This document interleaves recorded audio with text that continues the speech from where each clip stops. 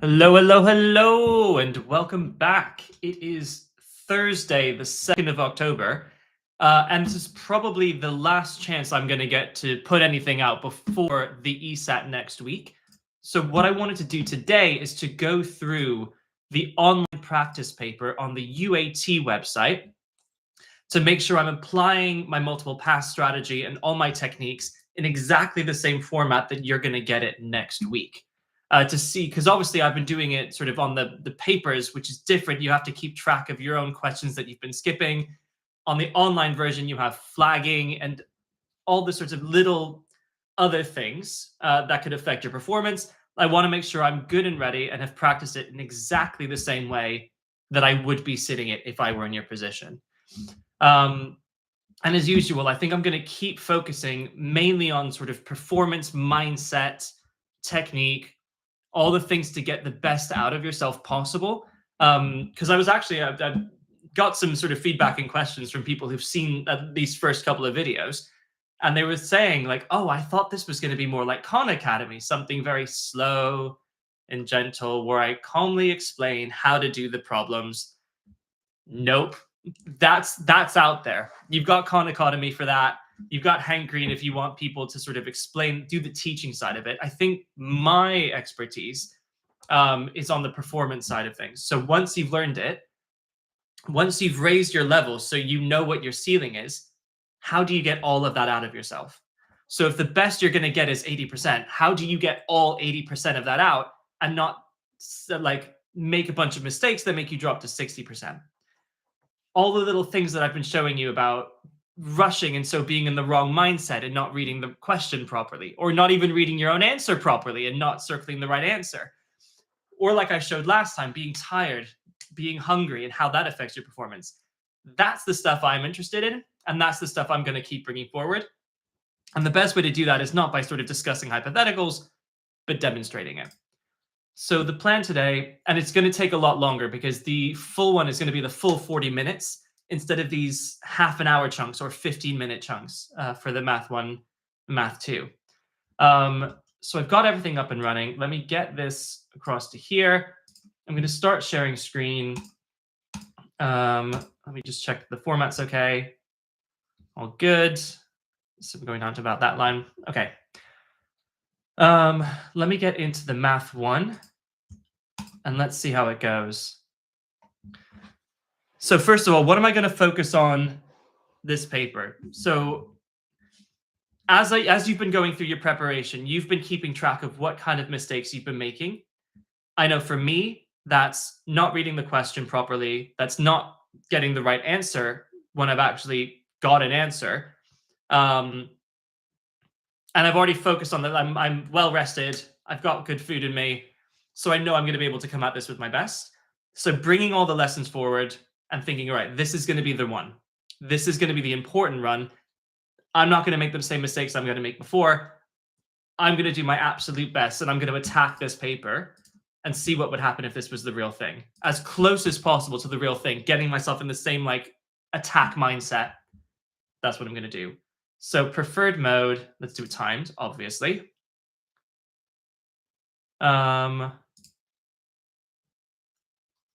So, and I've not seen this before actually. So what I've seen before is the specimen tests, which are just based on 2016 questions, 2022 questions. They've kind of pulled from past papers.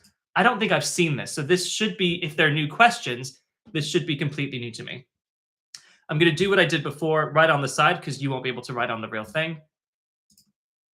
Okay, so, and I'm going to keep doing my multiple passes. The first question I do is important, but what's going to be different this time across all the papers, before I had some information, because they used to be ranked easiest to hardest.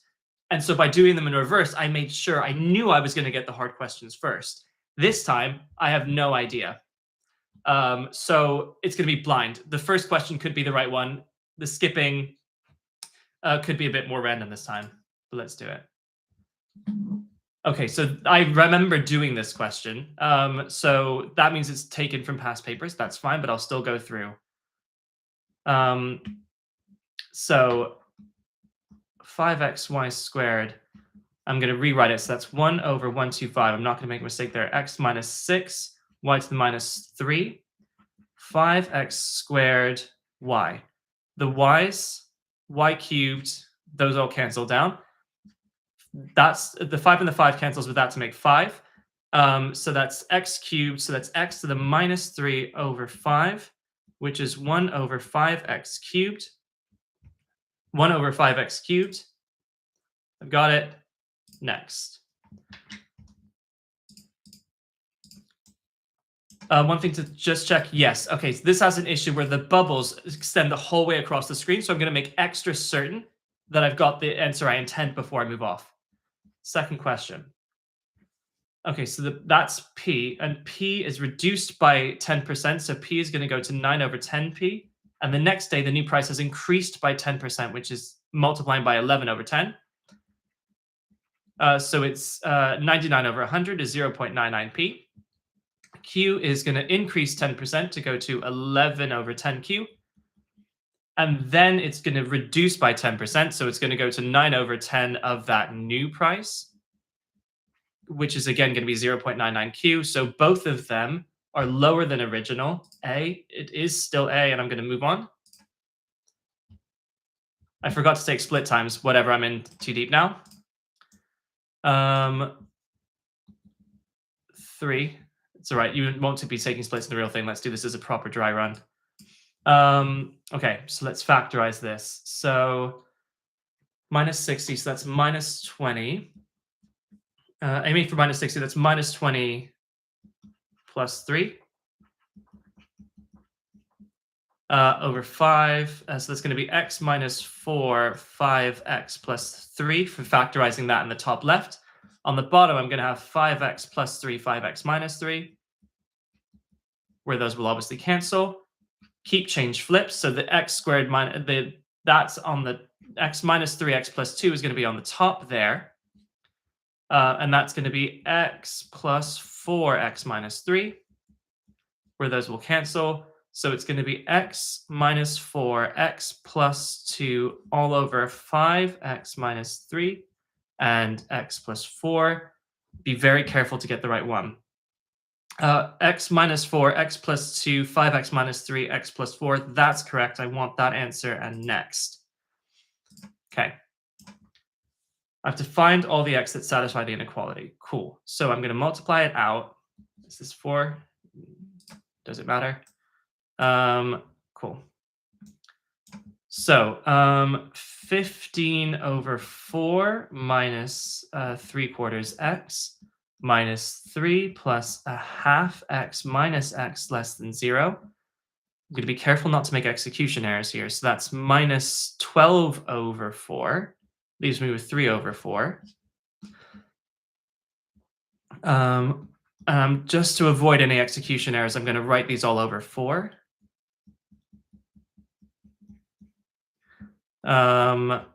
So that's minus 7 plus 2 is minus 5 over 4x. Multiply by 4. 3 is less than 5x. 3/5 is less than x. I'm going to rearrange that in the form they want with x on the left. And so 3 is greater than 3/5. 3 is greater than 3/5. Oh man, I did this question just the other day. Whatever. So let me redraw it as you'd have to in the real thing.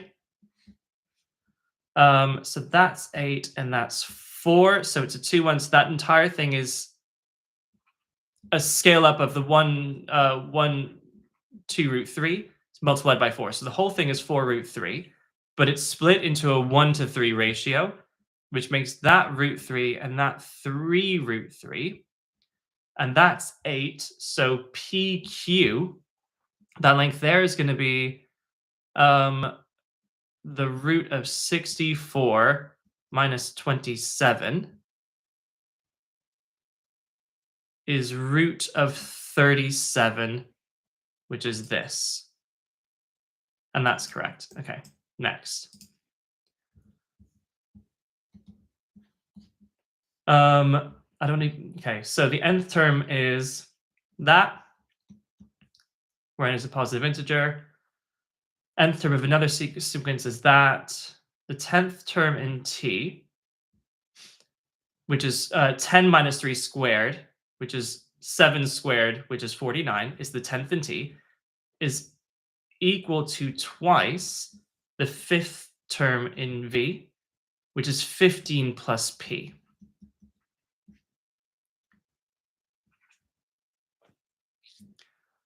Which is 30 plus 2p, so 19 is 2p, so p is 19 over 2, which is 9.5. So the 4th term in v is 12 plus p, which is 21.5. 21.5, next. Keeping good track of time.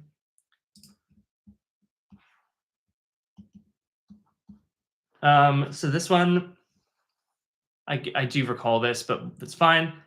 Okay, well, the surface areas of P's and Q's. So the surface area of P is 2 pi r squared for the top and the bottom, plus 2 pi r h for the curved bit on the side.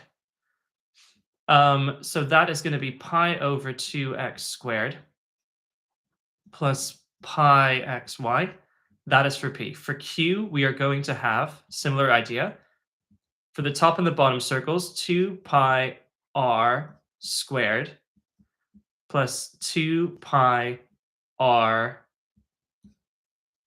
h, which is going to be pi over 2 times y squared plus pi yx. Positive terms between P and Q. So that minus that is going to be pi over 2 into x squared minus y squared. So pi over 2 x squared minus y squared. Next. Okay. So then combined total, is this big enough? Maybe I should zoom in. Okay, so that might be more legible. Cool.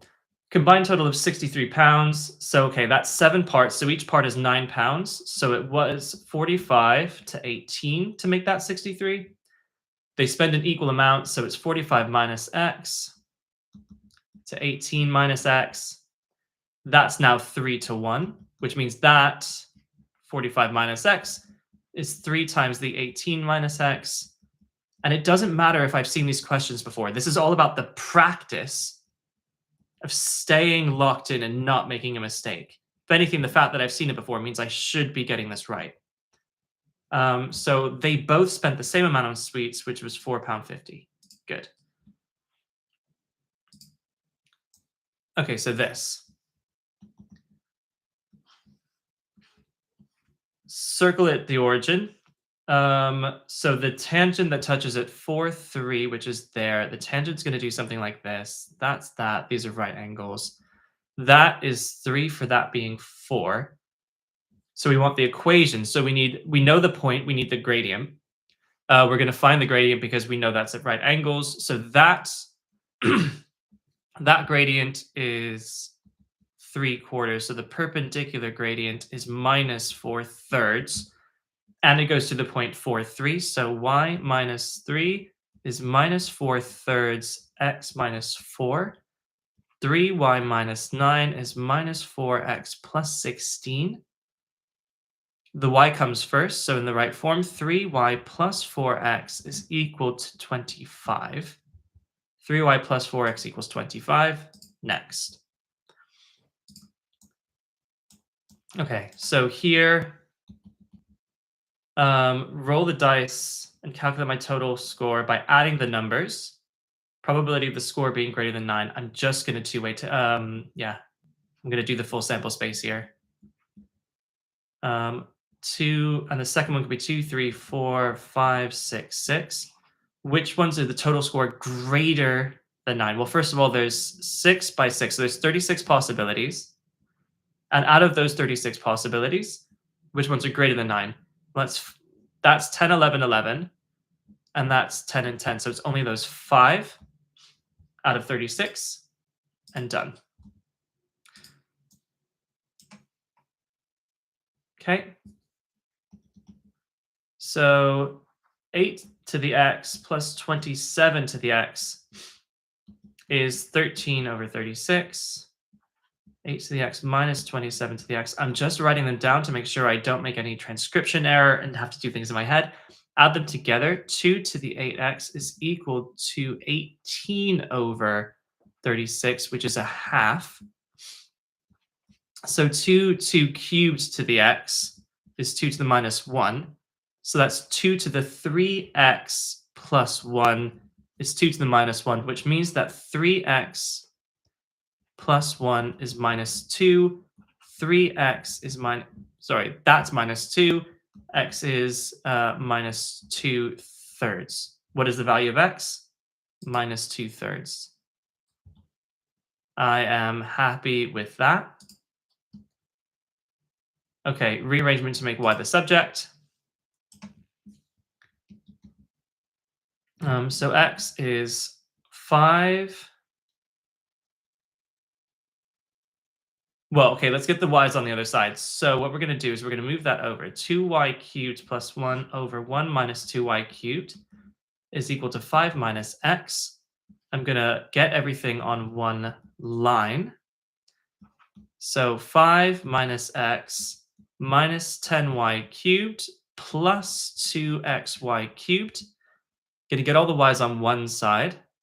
So I'm going to move that across to make 12y cubed. Move that across to make minus 2xy cubed is 4 minus x. So y cubed is 4 minus x all over 12 minus 2x. And getting it in the form that they want, what I'm going to do is multiply top and bottom by minus 1. And then cube root that. So it's the cube root of x minus 4 over 2x minus 12. And that makes y the subject. Good. I've answered the question. I'm making good time because I'm about halfway through, but I have much more than 20 minutes left. So I can stay steady here. Solid cylinder, radius r, height h. Cube has side length 3r. The total surface area of the cylinder, well, I can get that. So the total surface area of the cylinder is 2 pi r squared plus 2 pi rh is equal to 4 times the surface area of the cube.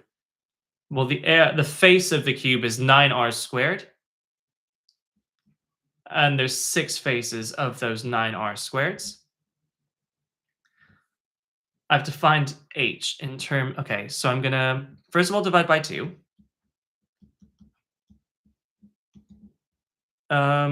So make that, so 2 times 6 times 9r squared. So that's 12 times 9 is 108r squared.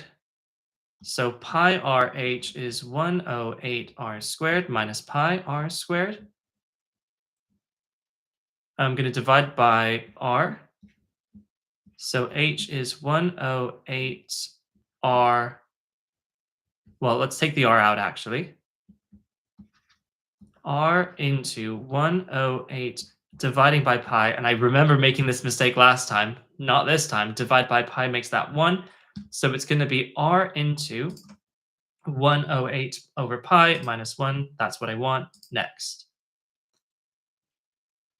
Next. Okay. Yeah, I recognize all of these, but again, it's more about the process. And the fact that I have the clock here is actually very helpful. So I'm going to zoom in just to make it bigger for you guys. So list of 6 numbers. The mean of s, well, I can work that out as summing them all up. 1, 2, so the sum is 3x plus 1, 3, 4, 5, 20. Good, no mistake there. Sum over 1, 2, 3, 6 numbers. That's the mean. Is 1 more than the median of s. which is going to be the average of these two, which is going to be x plus a half. What's the value of x? Okay, let's multiply by 6. 6 plus 6x plus 3. So that's 9. So 11 is equal to 3x. X is equal to 11 over 3, which is 9 over 3 is 3 2/3, which is this answer. And that is x. So I can submit. Okay, so I've done this before, but I know my brain doesn't like speed. So I'm going to flag for review. I'm going to guess a random answer just in case I don't have time to come back for it. I'll come back and I'll make a note somewhere that that was 15.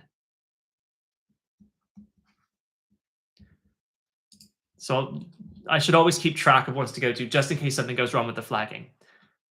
This I feel I can do. So here, I'm going to draw my special triangle. 1 to root 3 with 60 and 30. So sine 60 is root 3 over 2. Minus 1 all over cosine 60, which is a half, multiply top and bottom by 2. Okay, so it's just root 3 minus 2, and I've got to cube that. So I'm going to use my binomial expansion. That's going to be that cubed, which is 3 root 3, minus 3 times that squared, which is 3 times that, which is minus 2. Sorry, that's plus 3. Not going to make that mistake. Plus 3 times that squared times that, plus 3 times first times that squared, plus that cubed. So that is 3 root 3 minus 18, which is minus 8, plus 12 root 3 is 15 root 3 minus 26. 15 root 3 minus 26 is y cubed. Good. Okay. Inversely proportional to w. What is the value of w when t is 100? So t equals k inversely proportional to the square of w. So that means that tw squared is a constant. So t1w1 squared is t2w2 squared. What is the value of w when t is 100? Well, when t is 100, w squared, and then t is 36 times that squared is 4 times 10 to the minus 4. Divide everything by 100, turns that into 6. Square root both sides, so you get 6 times 4 times 10 to the minus 3 is 12 times 10 to the minus 3 is 1.2 times 10 to the minus 2. 1.2 times 10 to the minus 2. It's all right. That is the answer I want. I'm going to, okay, I'll keep it zoomed in just so you can see the question, but I'll have to check all the answers before I submit. Tan, let me draw this out. So luckily this feels like it's going really well. And it's probably because I recognize literally all of these questions, but still. That's 90. RSQ. So that's in 5 to 8. So this is scaling up with the triangle. So it's scaled up by 5, making that 25. So that's 25. And that's 40. The length of PS, well, this length here, so tan 30 is 40 over, I'll call that X. Now, again, my 30, 60, 90, I will never in my life be bothered to learn this. So tan 30 is opposite over hypotenuse, so opposite over adjacent. So 1 over root 3 is equal to 40 over X. So X is equal to 40 root 3. And to that I add 25, and that is the length of PS. So it's 25 plus 40 root 3 is the total of that. Good. So I'm always checking sure at the end that I've know what the well, just do the analysis afterwards. Um, so this quadratic, the positive difference between the roots. Okay, I know how to do that. We solve it. X is equal to minus b plus or minus square root of b squared minus 4ac all over 2a. Minus 4ac. Good. And we know that. Oh, why am I offline? Thank you. Okay, so again, we've seen this before. We know that it's going to be plus the square root in one direction minus the square root in the other direction. So the total difference between the roots is going to be twice this plus minus thing over 4. So that thing, that positive difference, is root 10. Cancel that down for 2. Which I can take inside this, which would be the same as dividing by 4. So it's the root of 4 minus 2c is equal to root 10. So 4 minus 2c is equal to 10. Minus 6 is equal to 2c, and c is equal to minus 3. C is equal to minus 3 is the value of c. Good. Okay. Length 2x minus 1, width of x plus 1, add 3 to both sides. The larger rectangle has an area of that. Okay, so that means that x plus 4 times 2x plus 2 is equal to 360. And I'm going to divide both sides by 2 immediately to say that that is 180. So, and I can solve for x then. What's the ratio of pq to ps? Okay. So x squared plus 5x plus 4 is 180. X squared plus 5x minus 176 is 0. How is that going to factorize? So they're going to be quite close together. Okay, so the numbers on the outside add to the number in the middle, so I know it's divisible by 11, and I know that's going to be 16 times 11, which do differ by 5. So x plus 16, x minus 11 is 0, which means that because x has to be positive, x is equal to 11. So pq to ps, well, pq is equal to 12. And ps is equal to 22 minus 1, which is 21. Divide by 3 is 4 to 7. 4 to 7 is that ratio. Good. So you can, again, I'll commentate afterwards. This one, man, why are they picking papers I've done? So that's unfortunate. Okay, so let me see. I did have a student tell me about a specific way of doing this, but I'm going to stick to my guns here. No,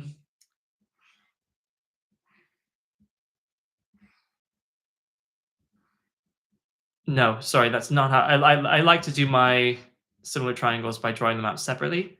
So I have one triangle, I have the second triangle. So that's 3, that's x, that is x plus 5, that is 2x plus 1.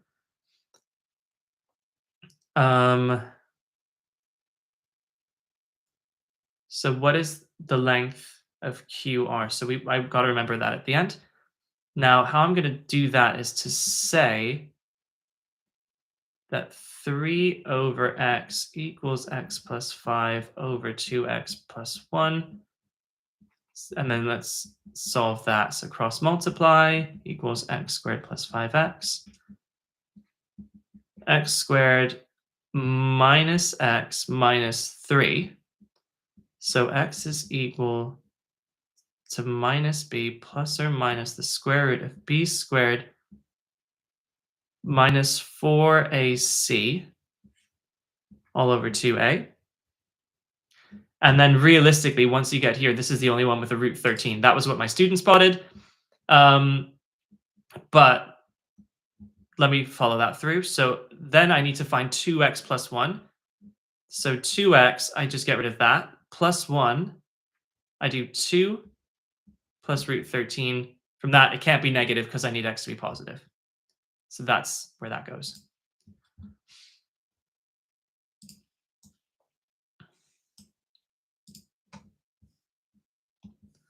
Run glue sweets only. 9 sweets in the total.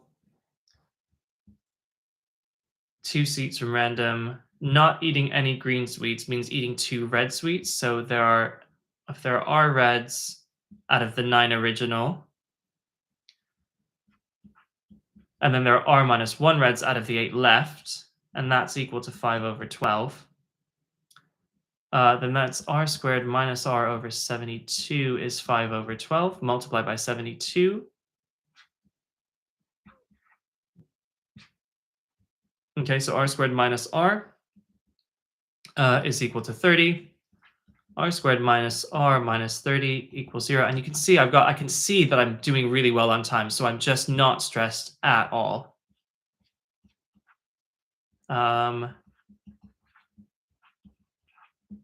Because r has to be positive, r is equal to 6, which means that the probability of eating 2 greens, well, that means there were 3 greens to start with, so 3 out of the original 9 times 2 remaining greens out of the remaining 8. And what is that? Well, cancel, 1, 4, cancel, 1, 3 is a 12th. And that is the probability of eating 2 greens.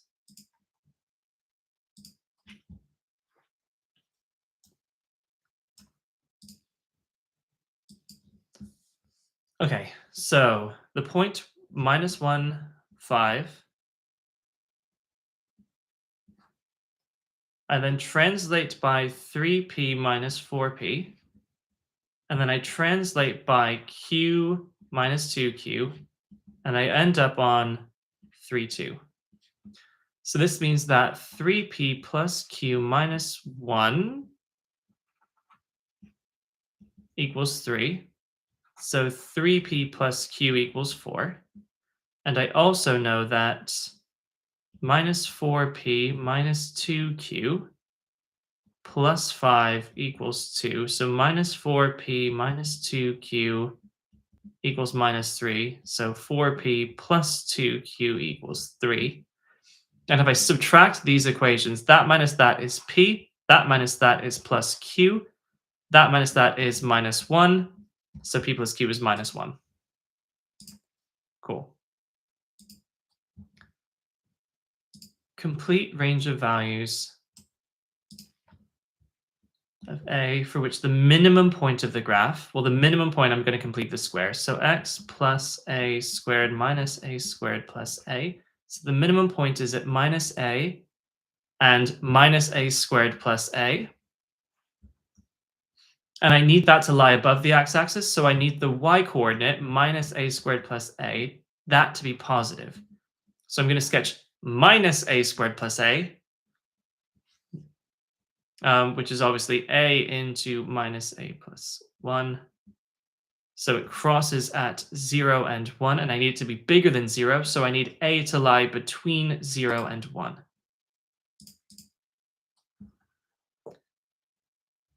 Okay, so here,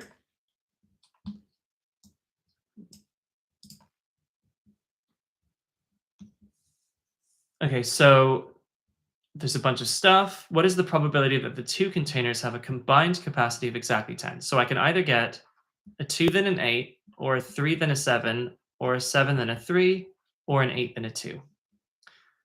So that's going to be 2/10 times 1/9. That's going to be 3/10 times 4/9. That's going to be 4/10 times 3/9. And that's going to be 1/10 times 2/9. So that's 2, 12, 12, 2. 14 times 2 is 28 over 90, which is 14 over 45.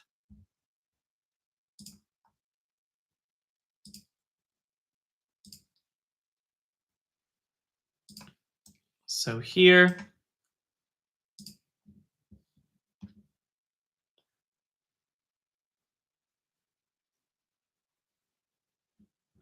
right.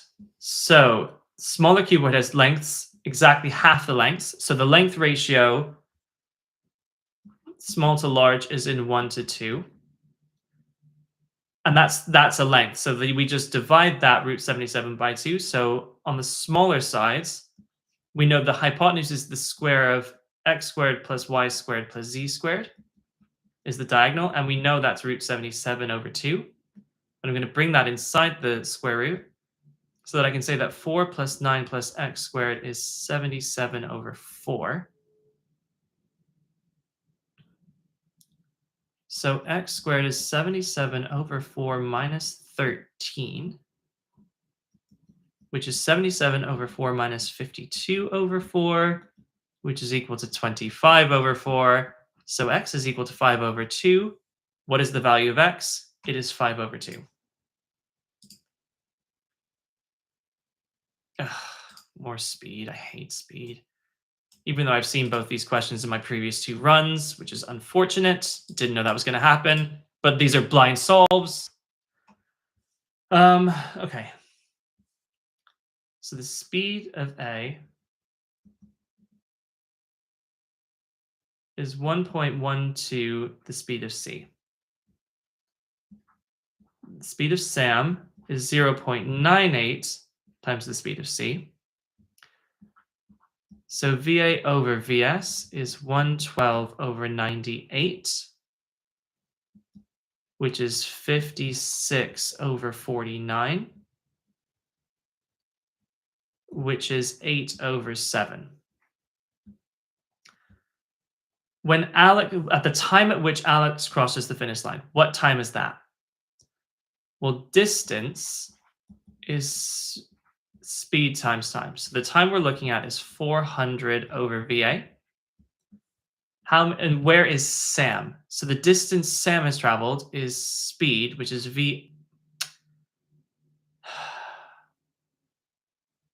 which is the speed of Sam times the time. So it is 400 times 7 over 8. Cancel for 50. She is at 350 meters. How many meters is she from the finish line? 50 meters from the finish line. Okay, so then you get to the end screen. And I can see that I have flagged one to go back to, so let's go.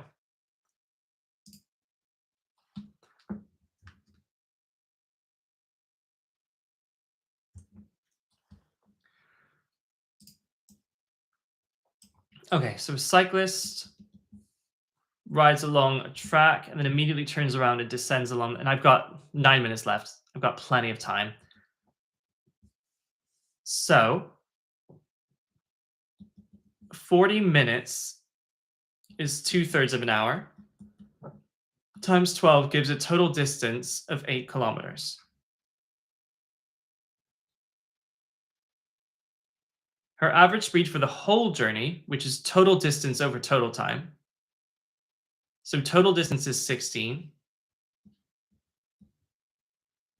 over the total time is 15.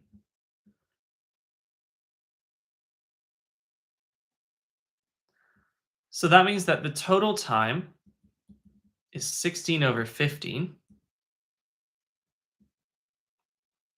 And the average speed of the descent, well, how much time did she spend on the descent? Well, from that, I'll subtract off the 2/3 of an hour that she spent going up, which is 10/15.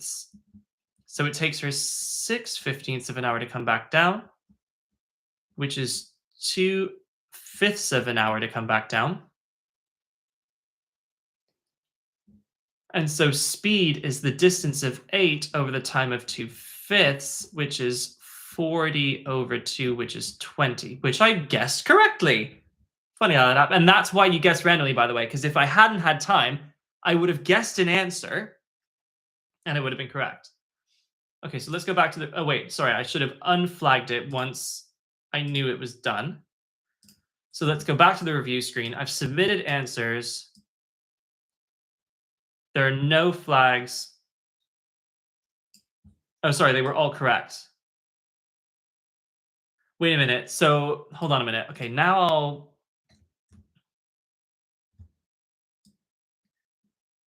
Okay. So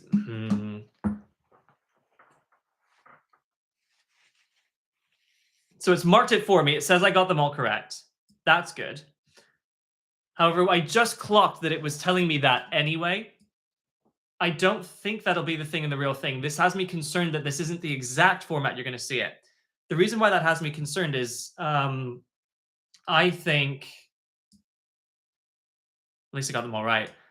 So that leaves me concerned that in the real thing, it would be possible to just exit the paper without going back and reviewing. That has me concerned. So thank God I'm doing this as a practice before the real thing. What that means is before I move off the final question, before I move off question 27, at that point, I'm going to go to the navigator and just check my answers before moving off, just in case. So let me practice that technique now on the math 2, because I've got full marks on this. I think this was pretty self-explanatory. Is there anything I want to explain in the working? No, because I've explained literally every single one of these questions before in a previous solve. That was just pure dumb luck on my part, that I happened to do them all before. Now, remember, for me, these are blind, completely live solves, so I'm not prepping this ahead of time because I want it to be as like real as possible. So I just didn't know that these were going to be exactly the same questions that I've done in the previous 2 solves. But that's fine. Everything's fine. All right, moving on to math 2. And again, timing-wise, that was fine. Exam technique, that was fine. So, okay. So math 2. Moving on. And this is the longest math 2 we've done. So we've never had a full one before. Let's see if all of these are identical as well. Let's go. Oop, look, I've accidentally already clicked an answer. I'm going to zoom in so you can see it a bit better. Now, this is going to be harder. Okay, so y is equal to 9x squared twice the middle 2, 6, 12, minus 12x plus 4 all over x to the 3 over 2 is going to be 9x to the half. Careful, that's a 2. Minus 12x to the minus a half plus 4x to the minus 3 over 2. I'm going to differentiate that. I'm going to get 9 over 2x to the minus a half. I'm going to get plus 6x to the minus 3 over 2. I'm going to get minus 6, 12 over 2, x to the minus 5 over 2. I'm going to plug in x equals 2.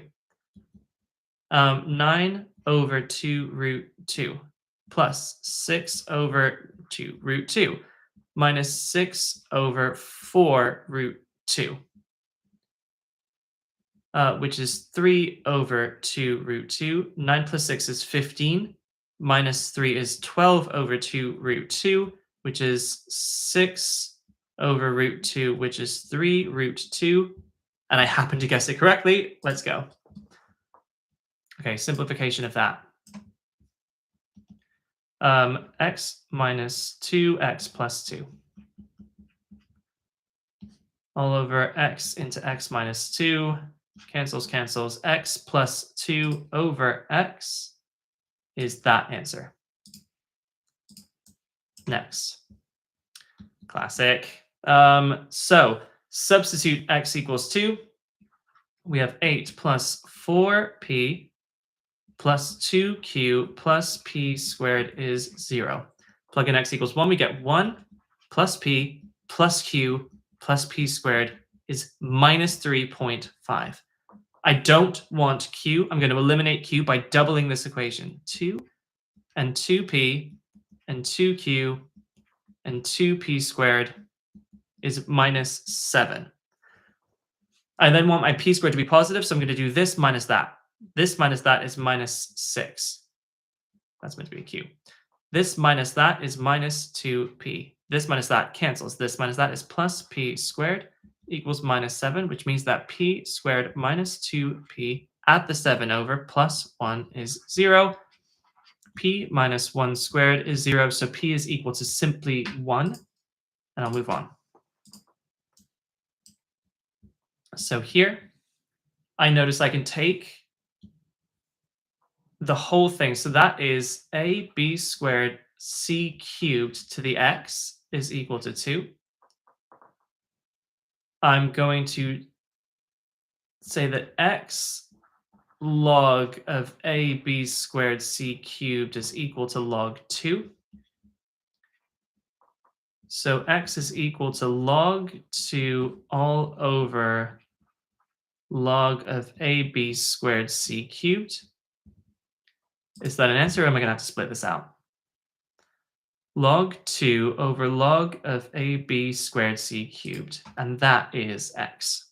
Sweet. Okay, once again, we have our roots differing by 2, so I'm going to say x is equal to minus b plus or minus the square root of b squared minus 4ac all over 2a. And again, twice this plus minus, so twice the root of a 121 minus 8c over 4 is the difference between the roots, which is equal to 2. Cancels for 2. So that goes up and equals 4. So 121 minus 8c is equal to 16, which means that 105 is equal to 8c, and c is equal to 105 over 8. Okay, so here,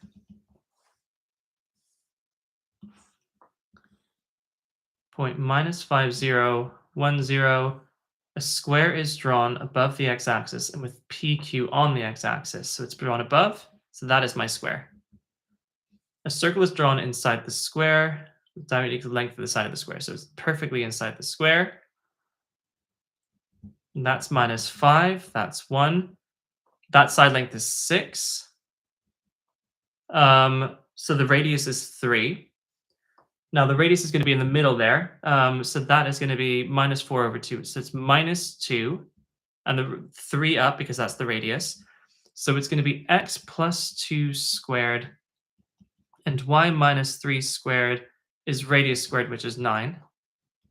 And then I'll just do the business. X squared plus 4, y squared minus 6y plus 9 is 9. Cancels for 0.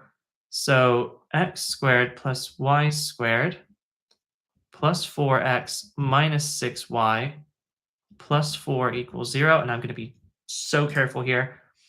X squared plus y squared plus 4x minus 6y plus 4 is 0. That's what I want. Okay, here. Tan 3 pi over 4 is simply 1. No.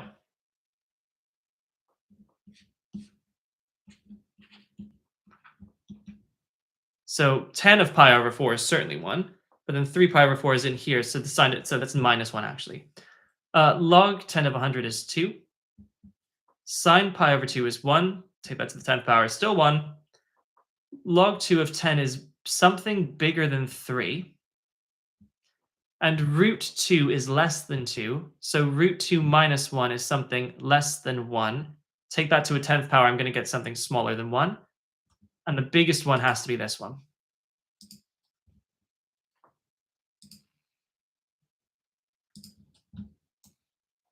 Okay, so here, I know this is a stealth quadratic. So that's 2x squared minus 8 lots of the 2x plus 15 is 0.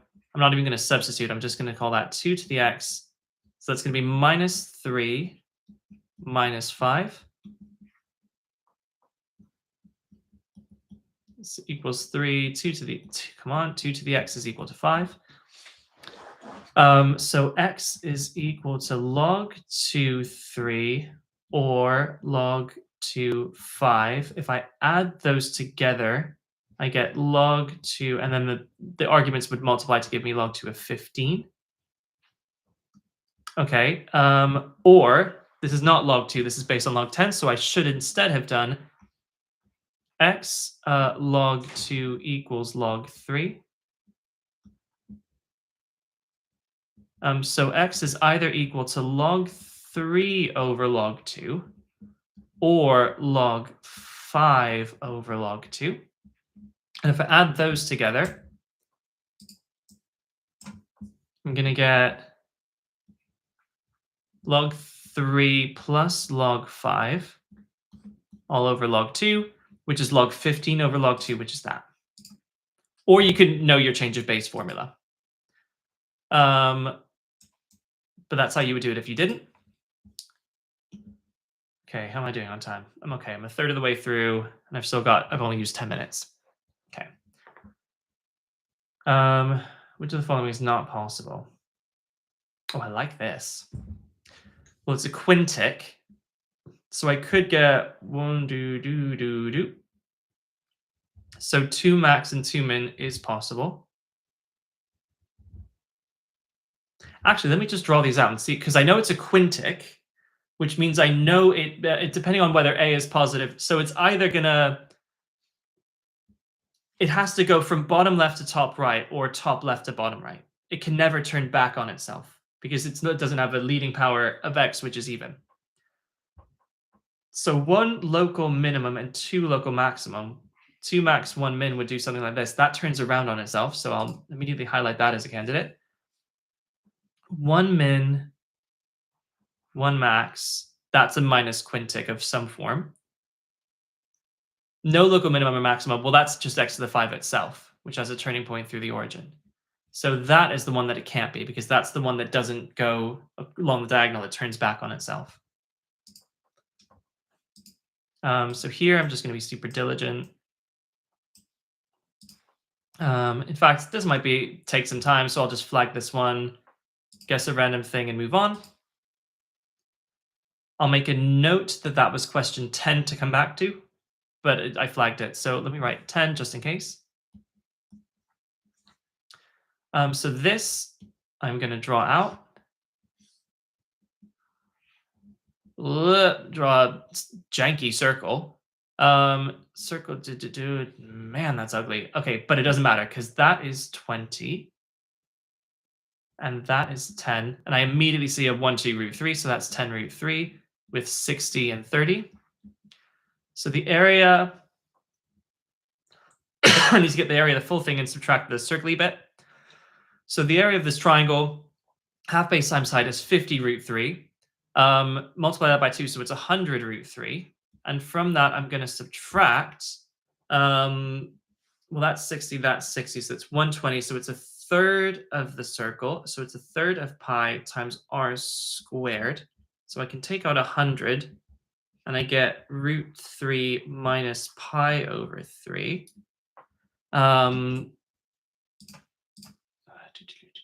That is none of the options. They've taken a third out as well. So it's 100 over root 3 no, not over root 3, over 3 into 3 root 3 minus pi. That is this one. Look, I've accidentally clicked an answer. Okay. To do the number of roots of something that, if this was a quadratic, I would be using the discriminant. Not a quadratic. The way I'm going to do this is with max and min points.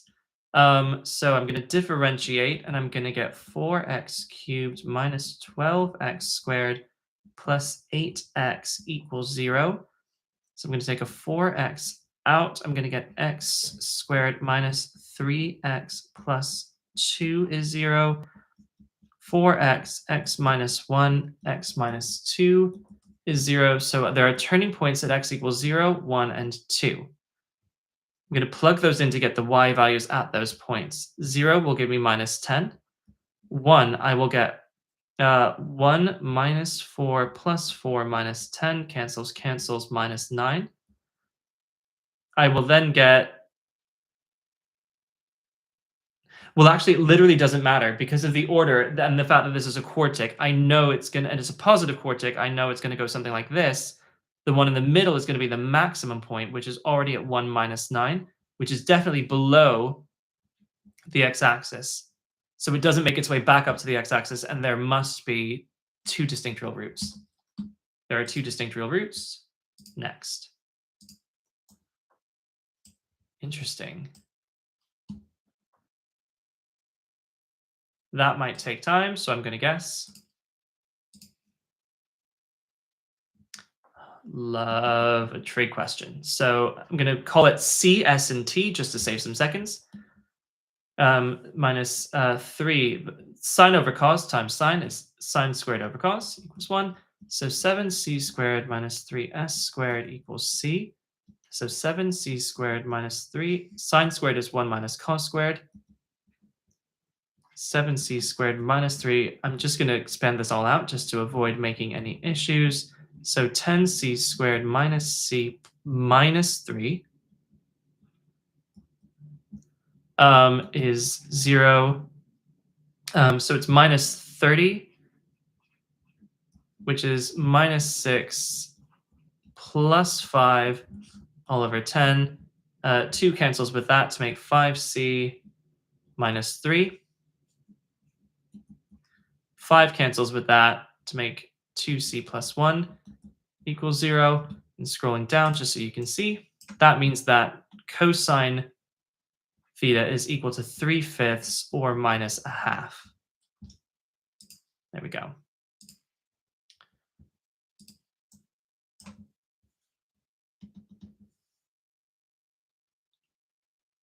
Okay, so I'm just going to run down the list.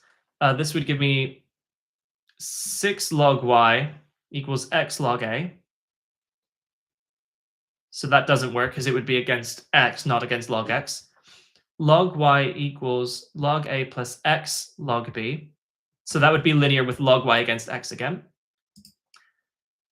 2 log y equals, and there's no log law for splitting it out when there's a plus.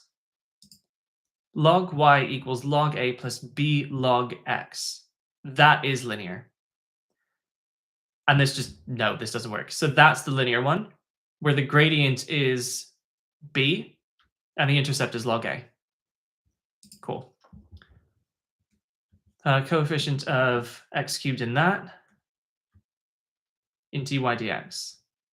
Well, I'm first going to use the chain rule to actually find dy dx, which is going to be 6, 2 plus 3x to the 5 times the differential of inside of the bracket, which is 3.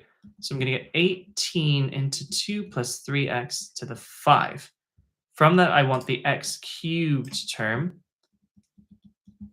So it's going to be 18 times 5 choose 3, 2 squared. Oh, come on. 2 squared 3x cubed. So it's going to be 18 times 5 factorial over 3 factorial 2 factorial times 4 times 27x cubed. So this is what I'm looking for. Well, that's 6 is going to cancel with that to make that 3. That's 2 is going to cancel with that to make that 2. 5 factorial is 120. So 3 times 120 times 2 times 27. How am I going to do this simply? That to that makes 81 times 2 times 120. 162 times 120. So it's definitely big. And the first non-zero number is a 4. So I'm going to go for that. Although I might flag that just to actually do that calculation later if I have time. Okay, so smallest possible value of that as a varies. Well, first I'm just going to integrate it. So ax plus b form, you just integrate as normal. So it's a third of x minus a cubed, and then divided by the number in front of x, which is just 1. So it stays as it is between 1 and 0. So you get a third of 1 minus a cubed. Take from that a third of minus a cubed.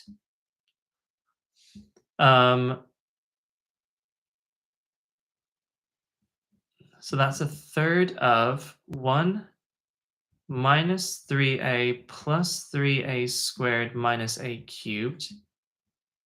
And then this becomes plus a third a cubed. The minus, so the, no, not that. So that's going to be a third into 1 minus 3a and 3a squared, because the a cubes are going to cancel. So it's going to be a cubed minus a plus a third. And we have to, that is the value of that. So what's the smallest possible value of that? I'm going to, let's differentiate set to 0. So d by dA, differentiate, you get 2a minus 1 equals 0. So a is equal to a half. When a is equal to a half, no, I should have completed the square. I'm going to complete the square. So a minus a half squared minus a quarter plus a third. Much better. So minus a quarter plus a third. So that's 4/12 minus 3/12 is 1/12. There.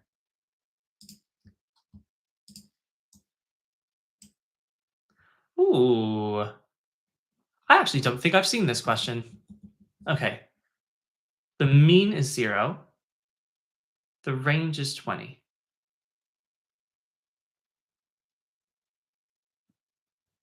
I'm going to come back to that.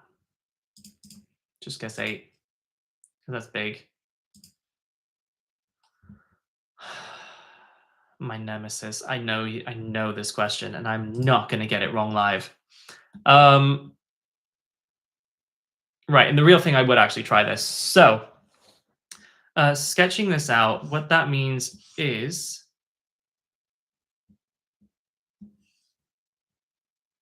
if that's 2, so from this is the 3, so that's this one. So this is minus 3 over m is the x-intercept. Here, it's the other one, so it's going to be minus 2 over p is the x-intercept from when y is equal to 0. The difference, but I also know they are perpendicular, so m is equal to minus 1 over p. And I want this, so let's make this positive. So I'll substitute that with 2m. The difference between them is that minus this turns into plus 3 over m is equal to 5. So 2m squared minus 5m plus 3 is 0. So I'm looking for plus 6, which is going to be 2m minus 6, 2m plus 1. And I'm going to divide by 2. 2 cancels there to form m minus 3, 2m plus 1. Nope, something's gone wrong. Again, it's plus. I don't know what it is about this exact quadratic. I have gotten this wrong so many times, but that doesn't work. Because it should have been plus 6, which should have been minus 2 minus 3 to give me my plus 6. I don't know why, but I know to be suspicious of. Anyway, over 2. So m minus 1. Sorry, that should have been a minus 3. 2m minus 3 equals 0. So m is equal to 1 or m is equal to 3 over 2. M is bigger than 1, so m is 3 over 2. So p is minus 2/3. And none of this is visible to you. Super helpful. So then you add m and p together, and you get 3 over 2 minus 2 over 3. 9 over 6 minus 4 over 6 is 5 over 6, which is that. I hate that question because I don't. Okay. Quadratic equation have distinct real roots. So this is going to be a discriminant question. So ax squared plus a minus 2x minus 2 equals 0 is the quadratic equation. Distinct real roots means that b squared minus 4ac is bigger than 0. So a squared minus 4a plus 4 plus 8a is bigger than 0. So a squared plus 4a plus 4 is bigger than 0. So a plus 2 squared has to be bigger than 0, which is true absolutely everywhere except a is minus 2, where it is equal to 0. So anything other than a minus 2 will give me distinct real roots.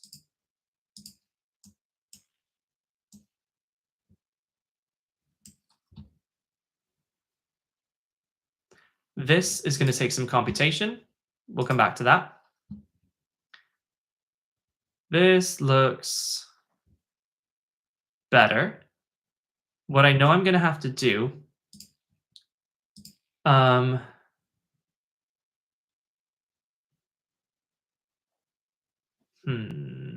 I know there's two ways of doing this. I'm going to try multiplying by x squared to make sure it's positive so I don't have to flip the sign. So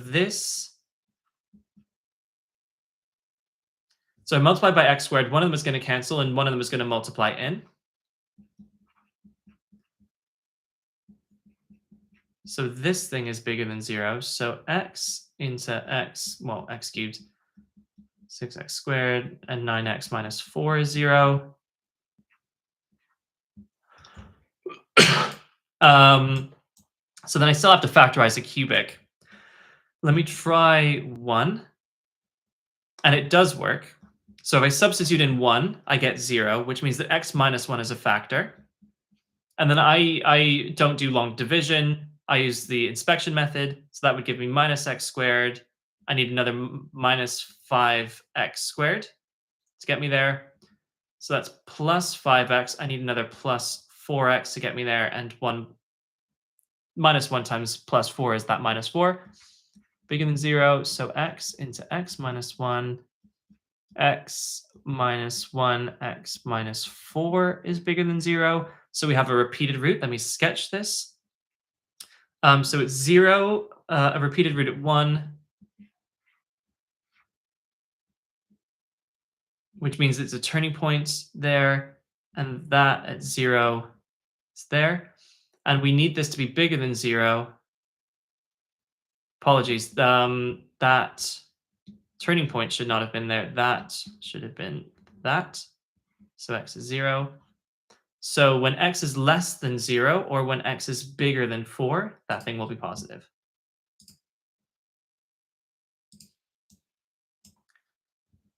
Okay, so I like this. Draw a thing. Right angle at R, so let's call that P and Q. 2 to the nearest centimeter, so the lower bound of QR. So we want this to be as small as possible. So we want this to be as small as possible. And we want this to be as big as possible. So it's a half of a 5. That's 5 over 2. That's 7 over 2. So this, if it was the 5, 7 triangle, it would be the root of 49 minus 25. I can't even bother to do the math on that, so I'm just going to add 1 to both. So it would be root 24, which I can take a 2 root 6.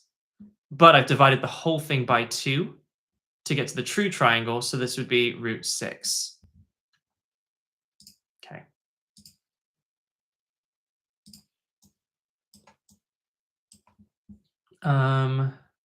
Interesting. I like probability questions, so let's have a go. And you'll see again, I didn't mean to click there, but it's registered a click. So you got to be really careful you actually meant your answers. One ball is taken out at random. This ball is placed back in the bag. Then once again, a ball is taken out of the bag, random. If the balls are identical in all respects except color and well mixed, what's the probability that the first ball was red and the second ball was blue? So that the first ball being red is x out of the total x plus y plus z. And the second being blue, there are y blues out of their nose x plus y plus z minus 1. And that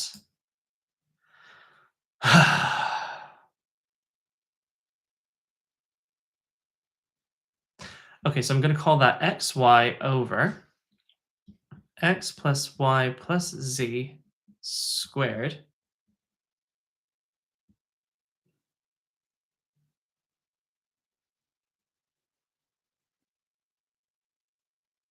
Then this ball is then placed back in the bag. This is not without replacement. So it's just that.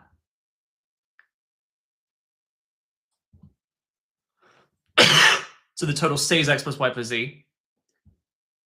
And it is much easier than it looks. It is just that. Okay, great. Thought that would be worse.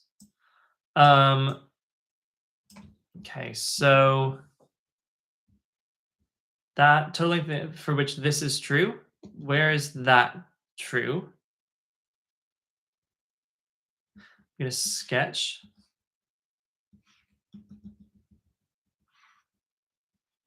So that's pi. So a half, where does that happen? That happens at pi over 4 minus a half. Minus 1, so that's 1 is at pi over 4, minus 1 is at 3 pi over 4. So we want 1 to lie in that value, so we need it to lie between 0 and pi over 4, or we need it to lie between 3 pi over 4 and pi. Cool. 2x is sine of 2x. Appearance 0.5. Again, I'm going to sketch this because that has now a full cycle in pi.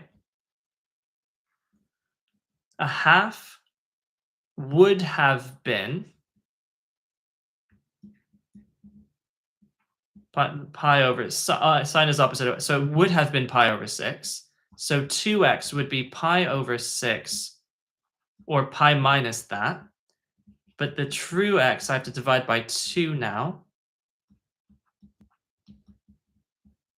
And say that x has to be in that interval as well. So if I go back up to this number line, pi over 12 is clearly here. 5 pi over 12 is close to pi over 2, so it's going to be on the other side of pi over 4. So but it's going to be less than that, so it's going to be there. Where do they intersect? They intersect on the interval of pi over 12 to pi over 4.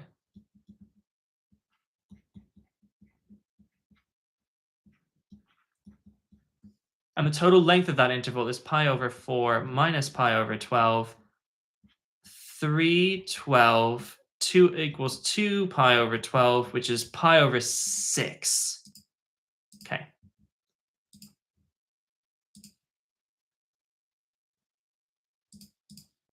So this one here, x squared is translated by the vector. So that means the turning point is now at 4, 3. I reflected in the line y equals minus 1, so I'm going to go 4 down to there. And then 4 through again. So it's now going to be at 4 minus 5, and it's going to be flipped upside down. So it's going to be y is the negative of x minus 4 squared minus 5. Or minus 5 minus x minus 4 all squared. Cool. Geometric series, first term A is 4, common ratio R. The first, the second, and the fourth terms form successive terms of an arithmetic series. So it's a common difference of D. So we know that 4r minus 4 is the common difference, which is the same thing as 4r cubed minus 4r. So obviously I'm going to divide by 4, which is r into r squared minus 1. No, I'm going to... No, because I've got to solve for r. Because the sum to infinity that I'm looking for is a over 1 minus r, so we got to solve for r. So move this over. So r cubed minus 2r plus 1. I know that r equals 1 works here. So it's r minus 1 is a factor.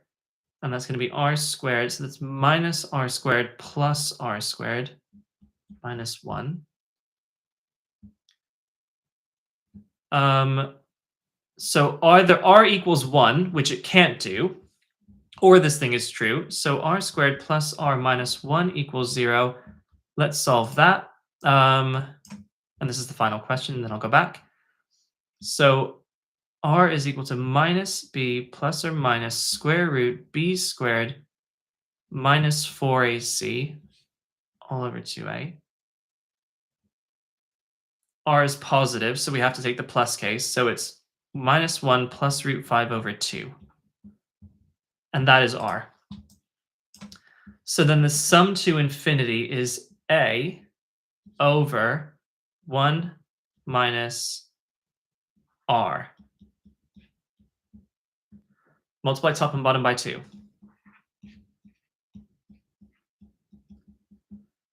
So it's 8 over 3 minus root 5. Let's rationalize. So 3 plus root 5, 3 plus root 5, 24 plus 8 root 5, all over 9 minus 5 is 4, is 6 plus 2 root 5. Is 2 into 3 plus root 5. Cool. Let's not end the exam. Let's go to the navigator. So I've flagged a few questions. I don't have a huge amount of time. All right, let's go to 13. I should have sped up. I haven't got my pacing right. I was going too calmly. Should have saved more time for the second pass. Now, let's go through this. So what is the angle made by slant edge TP with the base? So that is going to be, I'm going to speed up, guys. Let's draw that triangle. That's going to be 12. That's going to be 12. That's going to be 10 root 2 in total. So that's 5 root 2 and 5 root 2. And we're looking for this angle here. So cos of the angle is 5 root 2 over 12. So it's going to be inverse cos of 5 root 2 over 12.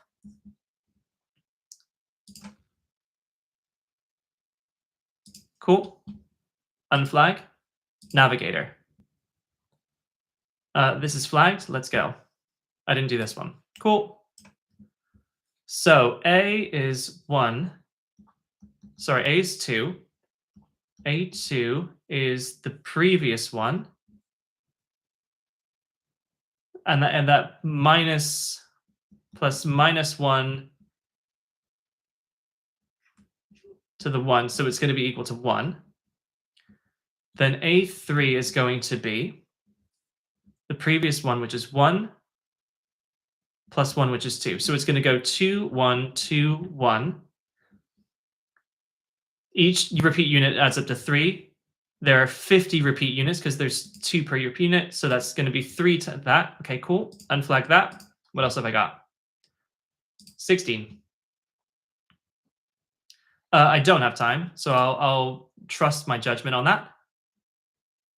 18. I'll come back to that.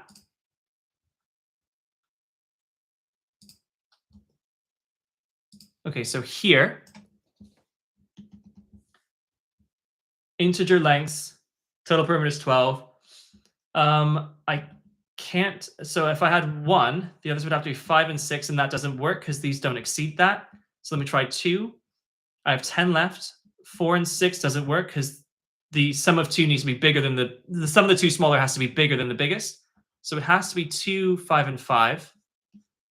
If the smallest is 3, that leaves me with 9 left. I could have 4 and 5, but I could not have 3 and 6. If the smallest was 4, it would have to be 4 and 4. That's 3 triangles. Done. Unflag. 3 minutes. Just feeling better about that. Let's go back to 18. Let's really think about this. The mean is 0. There are 5 numbers. The range is 20. So if that's x minus 20.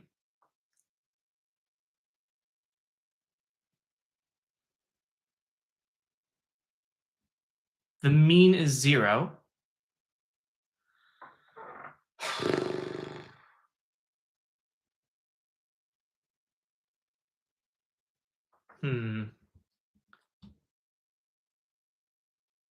So let's just spend all the time on this one. Okay, so the mean is 0. How could I do this? Let's come up with an example, maybe. The mean is 0. So they're quite the median. So we have 1, 2, 3, 4, 5. So the median is the third number. We want this to be large. So we want these to be very negative to weight it down.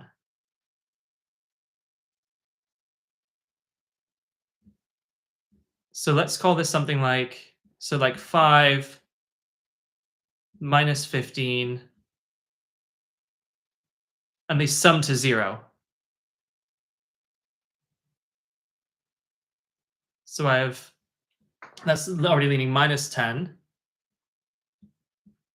So it's minus 29, for instance. We can go bigger. So okay, let's see if it could be, damn, I don't have the time for this. Okay, so good guessing. These are weighted quite low. Mean is 0.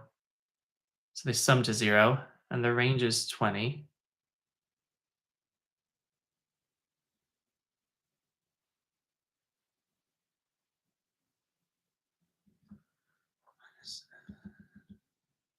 I can go bigger than that. I mean, I'm happy to stick with a guess of 8. Well, how could it be 8? Could it be 9, 8, 8, minus 11, minus 21? 9, 8, 8, or even 8, 8, 8 is minus 24. Minus 12 is minus 24. That works. That works. It is 8. Oh, that was good. That was a good guess. The mean of those is 0. The median is 8. The range is minus 20. Is 20. So that's correct. I'm going to unflag that. I'm going to trust my math there. We have 10 seconds. I'm going to go next. Oh, I got one wrong. Okay, so I got 14 wrong. That's annoying. All right. Hold on a minute. I'm going to have to go back in to see what 14 was.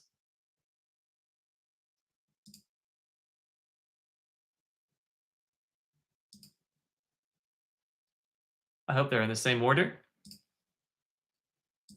Okay, so let me navigate to 14. How did I get 14 wrong? How did I get this one wrong? I love this question. Hold on a minute. Assuming they're in the same order, which it looks like they are. Oh, that's going to be an annoying execution error. Wait, no. Was that the third before? I may have to do it from here.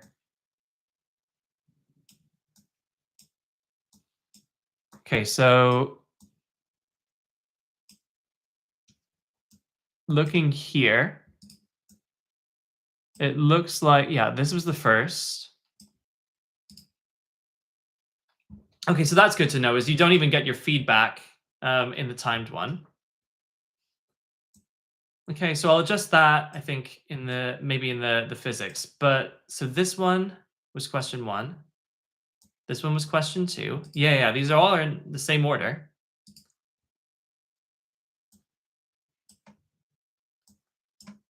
So yeah, how did I get 14 wrong?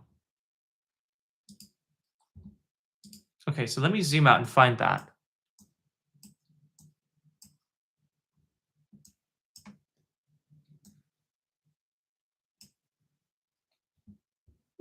So let me get my little pen tool because I actually want to draw on this. So 7c sine over cos times sine is 1. So multiplying by cosine, 7c squared minus 3 into 1 minus c squared equals c. So 7c squared plus 3c squared minus 3 minus c equals 0. 10c squared minus c minus 3. So it's minus 30. So it's minus 6.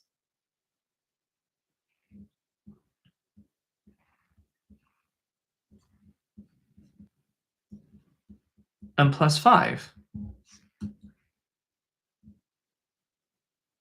So 5c minus 3 and 2c plus 1 is 0. So c is 3/5 or minus a half. Did I just not submit the right answer to it? I'll have to review the footage on that.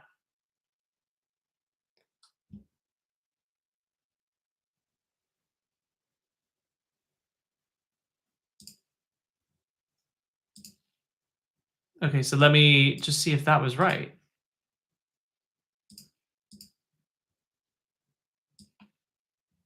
Yeah, that was right. Okay, so something that's super frustrating because I must have submitted the wrong answer then. I'll review the footage on that. You guys can scroll back and see what happened there. Okay, but the main feedback for that Math 2 run is I got complacent with my timing. I felt it was going too well, and so I kind of slowed down. I mean, part of it is the fact that I'm explaining all my answers out loud as I'm going, which you obviously won't be doing in the real thing. But I'm going to take that on board. I'm not going to be complacent when it comes to the physics. I'm just going to go for it. Keep applying that pressure. Just because the Math 1 went well doesn't mean the Math 2 is going to go well. And I know that Math 2 is harder. So I really, and in fact, I even said it at the start, I'm going to keep the pressure on. And then I just didn't. So I'm going to do better on that, I think, in the physics. So sample. Had I been doing specimen? Sample for physics. Just to complete the set.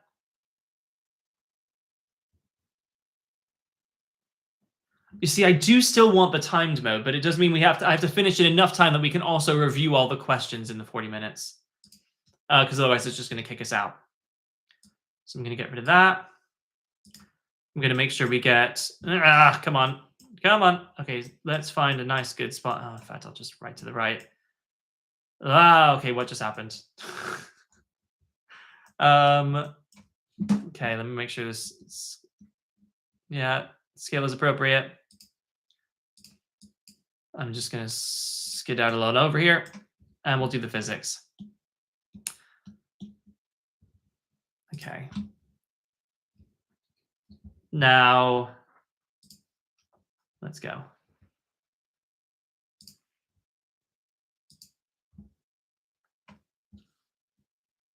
Okay.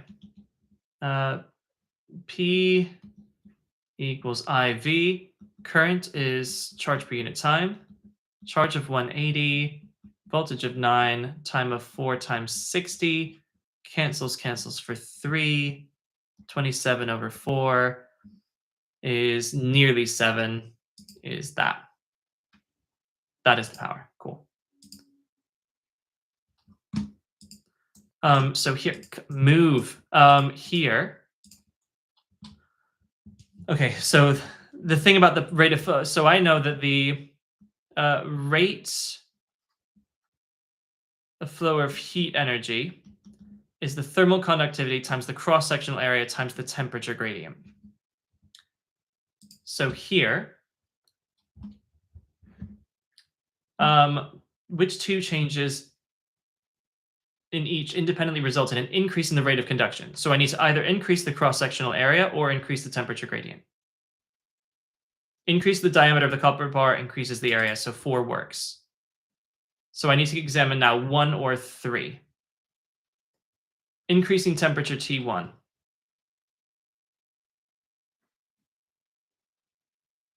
No. Wait, hold on a minute.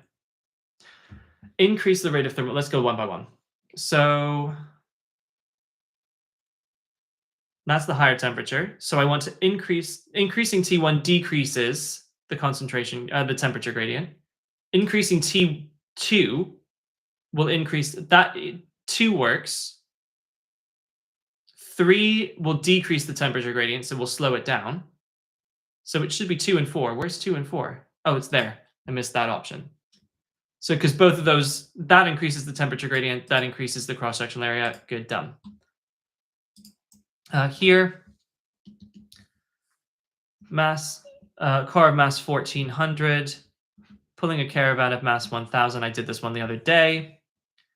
Driving force increase. So there was balanced, and then you add 3,000 in that direction and 600 total in that direction. So the net resultant force is 2,400. It's 2,400 A. Acceleration is 1. Okay.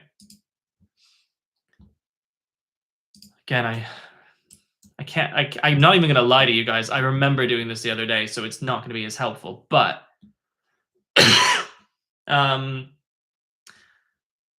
force's rate of change of momentum. That's 0.1 times 10 to the minus 3 kilograms. The change in speed is 15,000. The time over which it does that is 0.01 seconds. That is the force. Multiplied by 100. That cancels, and it's 150 newtons. Using good cancellation there. So here, okay, so a star is moving away, which means it's going to be redshifted. Okay, so it's going to be redshifted, which means that the frequency goes down and the wavelength goes up and speed stays the same, so that's g. How much power is wasted? So that's 0.4 is wasted of the total energy, which is 800 watts for half of an hour. Cool. So how am I going to simplify this? So let's say that's okay. So that and that is going to make that 0.2, which is going to be over 5. If I double this up to make it 1600 over 10, that makes it 160 times 60 times 60. This on this is 96 with 2 zeros times 6. So it's going to have 3 zeros, and then the first number is 6, so that's going to be this one. Here, I'm going to use the known results that pressure is proportional to density to say that if the pressure is increased by 20%, then the density is increased by 20%. And the answer is just that.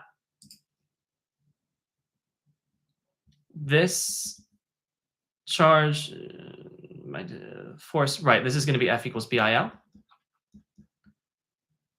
Magnitude of the force is B times I, which is 20 all over 1.5 times 60 times the length of 0.18. Not going to fall for the units. So the force, I'm going to call that 1.5 over 10 so that these cancel, and then that cancels for a 2. That cancels to make that 30. That's 18 over 100. The 6's cancel to make that 2 and 5. I'm going to double the whole thing up to make it 4 and 10. So it's 4 over 1,000, which is, oh no.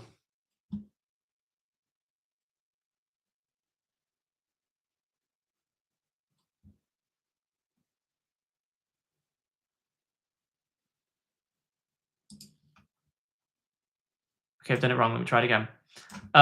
F equals BIL. B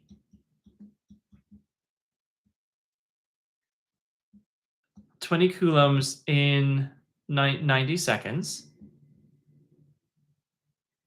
is the current, and the length is 18 over 100 meters. Cancels for 5.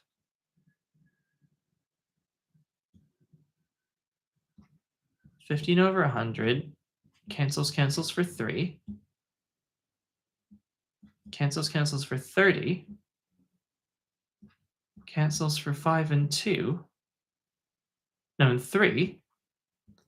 Making that 6 and 10. Apologies. It was 6 over 1,000, so it's that one. Okay, so my cancellation tripped me up a little bit there. I've got to make some time up. So this one, Object of mass rests in equilibrium. So that means that there's 5 newtons down. So there must be 5 newtons up, which is equal to K times the extension of 0.02. So K is 5 over 0.02 multiplied by 100, so it's 250. Energy stored in the spring is a half times K times X squared.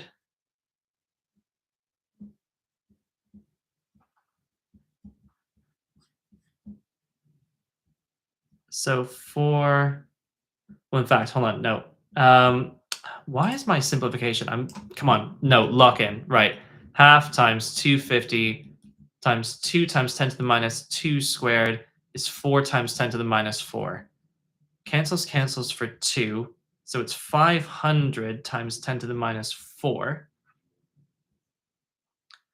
So it's 50 times 10 to the 3, 10 to the minus 3. It's 5 times 10 to the minus 2, which is 0. There. Okay. Just being diligent. Okay. So, all right. Top form, no mistakes. What is the resistance of R? Well, what we know is that's 3.3. That's 1.8. 1.5 is in there. V equals IR. So 1.5 times 3, so that's 4.5 volts in that, which means 4.5 volts in that. So resistance R is equal to the 4.5 volts through it divided by the 1.8, 45 over 18, 5 over 2, 2.5. Done.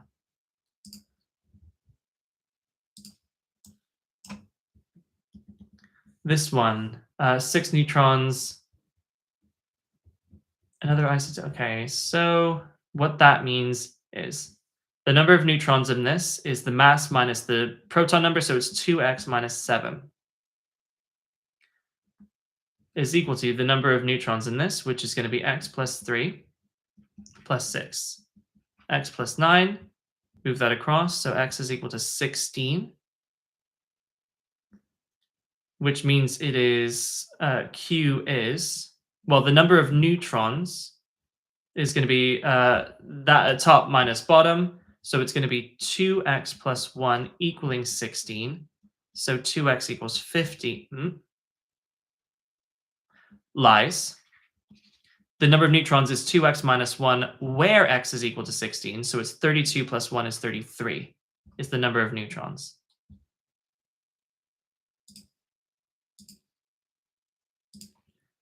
Oh, so they do have a graph. Okay, constant frictional force of 1.8 times 10 to the 7.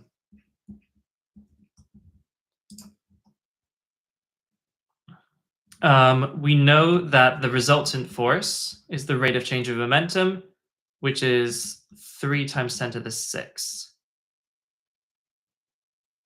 which is 0.3 times 10 to the 7. So it is accelerating.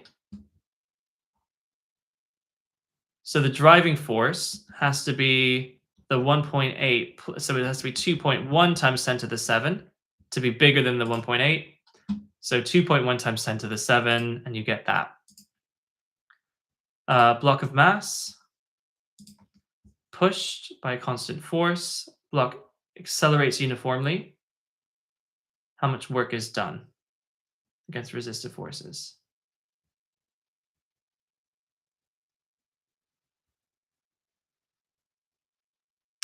Okay, so let's do it.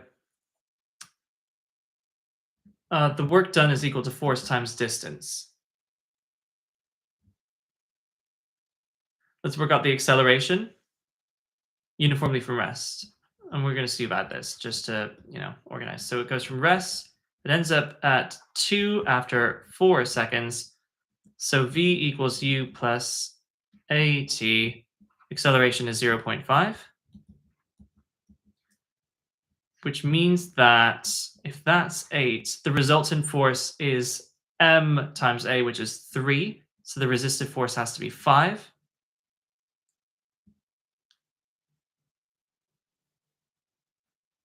the distance traveled in the 4 seconds, so v squared. No, distance traveled is average speed, which is 1 times time, which is 4 meters. So the work done is force times distance, which is 20. 5 resistive over a distance of 4. I'm happy. Next. Okay.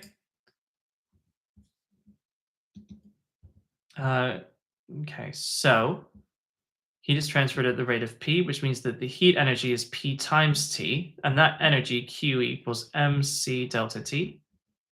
So delta T is P over mc times T. So the gradient K is P over mc. And the specific heat capacity is P over mk. Okay.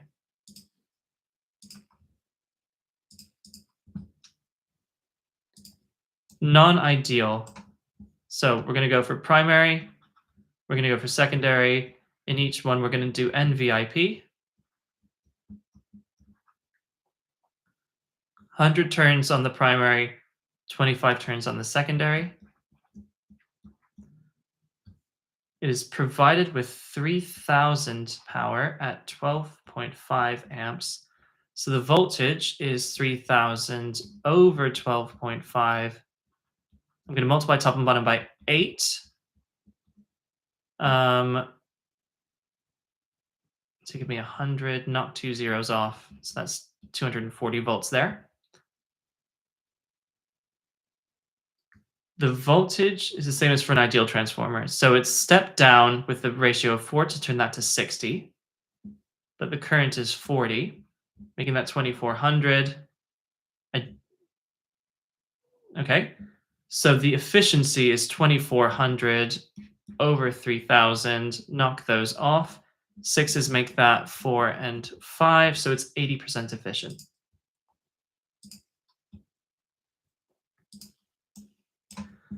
Here, set of decorative light bulbs, 20 lamps connected in series, and again, we'll review later. Total power is P. So if one of the lamp fails, that lamp becomes short circuit. It has 0 resistance, and those remain lit.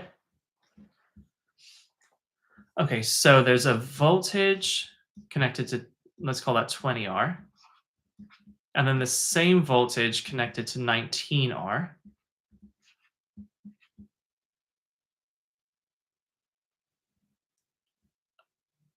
Power is V squared over R.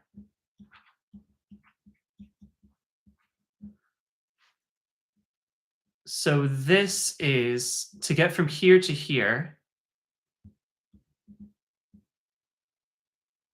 I take P, I multiply by 20, and I divide by 19, and I get P2.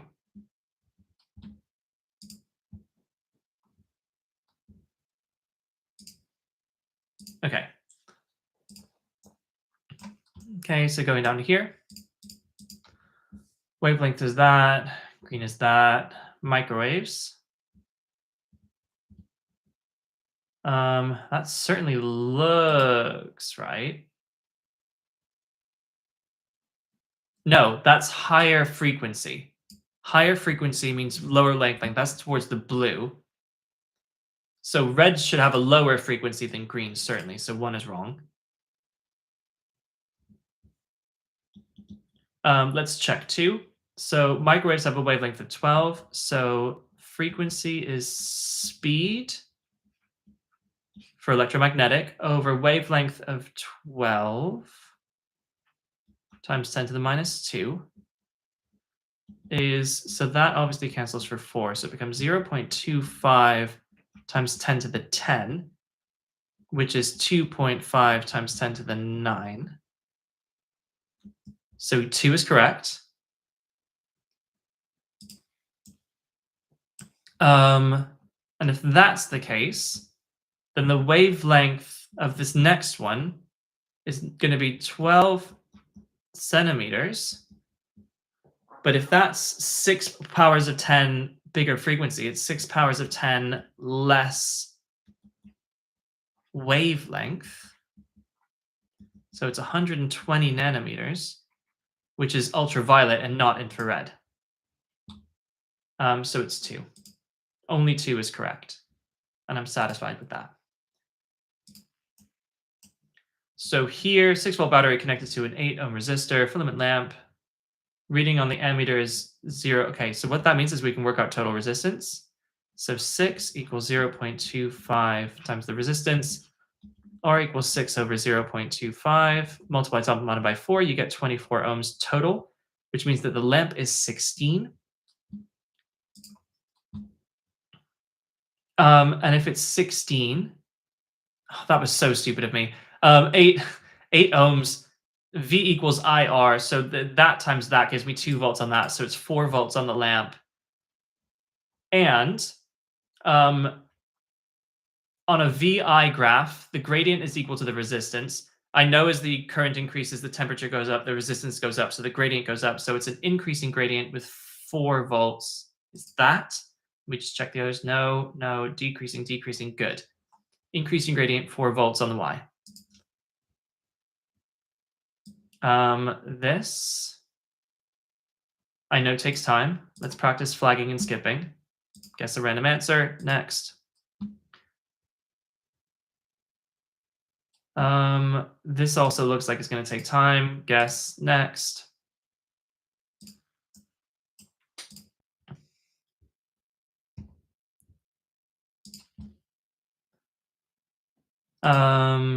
Speed of 500. Horizontal distance is 4, so that's the wavelength is equal to 2.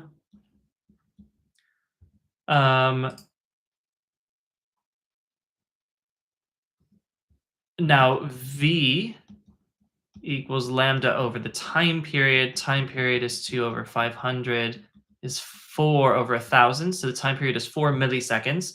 So in 7 milliseconds, it's going to go 1 complete cycle of going down to the bottom, then back up. And then it's going to go a further 3/4 of that to land on the equilibrium position.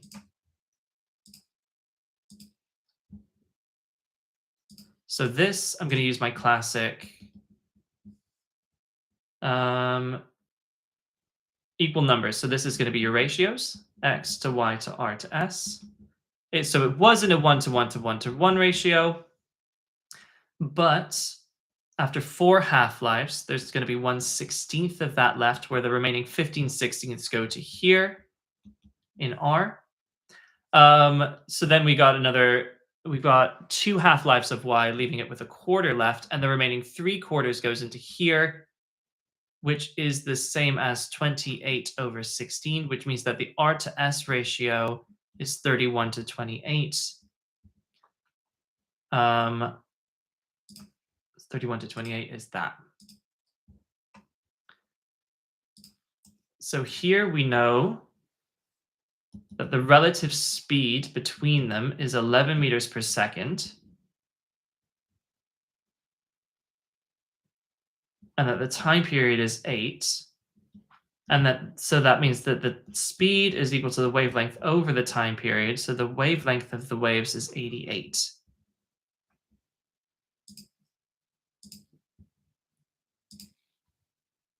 Here we know a bar magnet is placed at position X, close to one end of a coil.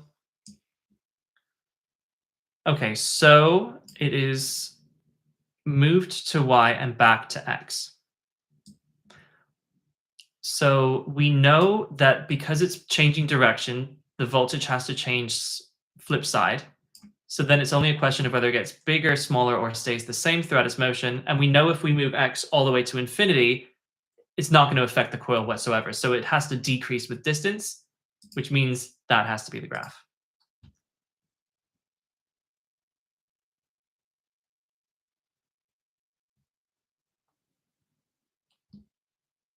Okay, so the P waves travel outwards from the source.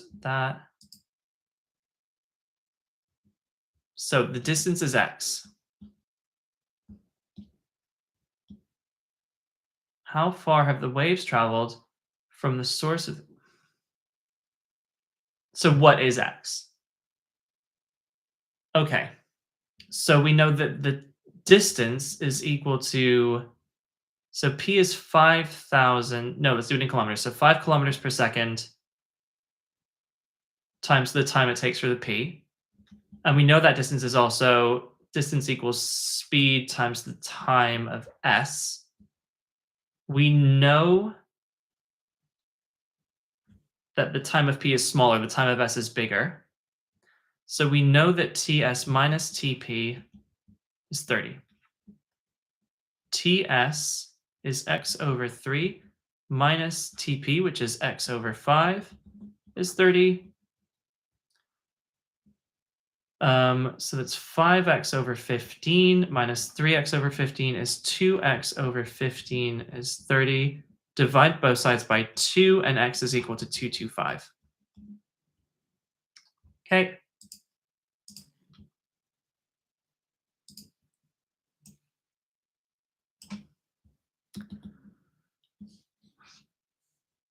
Density of air is that. Heavy piston is placed and allowed to fall downwards, slowly compressing until it rests in equilibrium. The mass of the piston, so we're going to have, is 50, so there's 500 newtons down, but let's do it in terms of pressure. So pressure is 500 newtons over 0.02 area. Add 2 zeros, knock that off, so it's 2.5 times 10 to the 1, 2, 3, 4.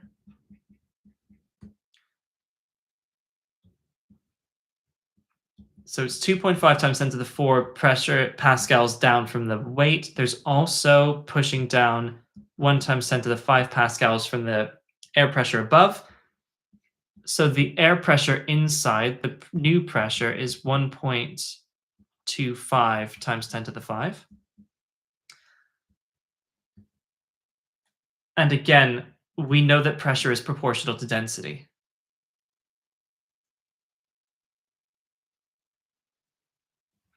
And if pressure is proportional to density, then that means that P1 over density 1 equals P2 over density 2.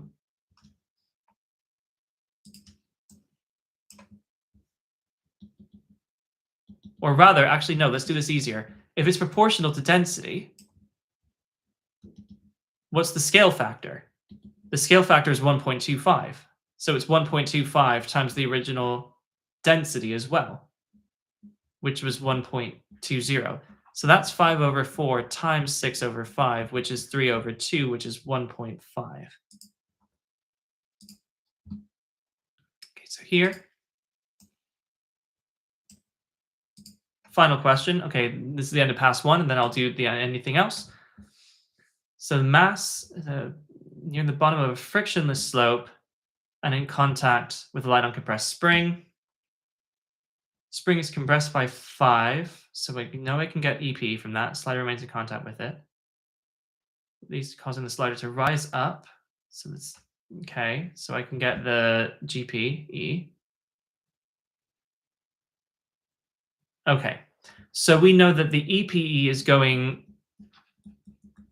to GPE in both cases. So the EP originally is a half K. Do I know K? No, but I know that it's compressed 0.05. And then that goes into a mass of 30, mg, and then it rises up 20 centimeters. And I know in the second case, a half K times 0.15 squared is the new mass of 20 is m g nu h. So let's divide these through and see what cancels. That cancels, that cancels, that cancels, that cancels. So that so it's a third squared is 3 over 2 times 0.2 over h. So 1 over 9 is 0.3 over h. H is 0.3 over 9. Oh, I don't like that. Done something wrong. Okay, so the spring is compressed by 5 centimeters. Half k x squared goes to m g h.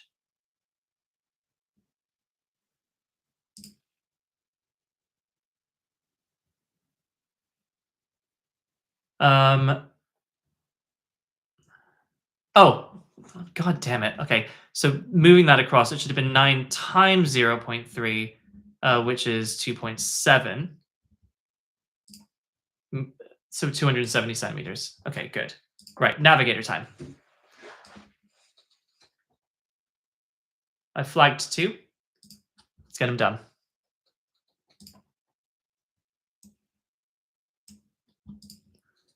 So here, ultrasound is used to find a crack.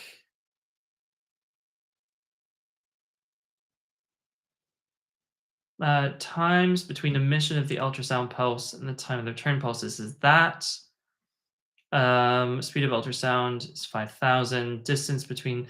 So what's happening here? There's the crack. There's the bottom. What is the distance between the bottom surface and the crack? Let's call that x.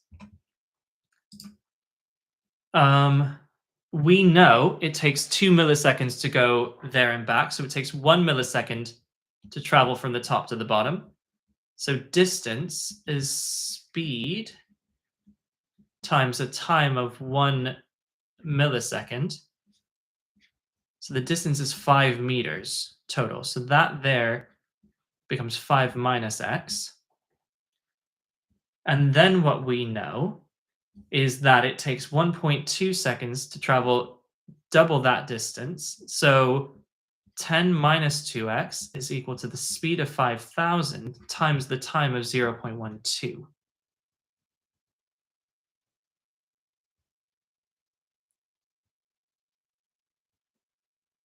Milliseconds.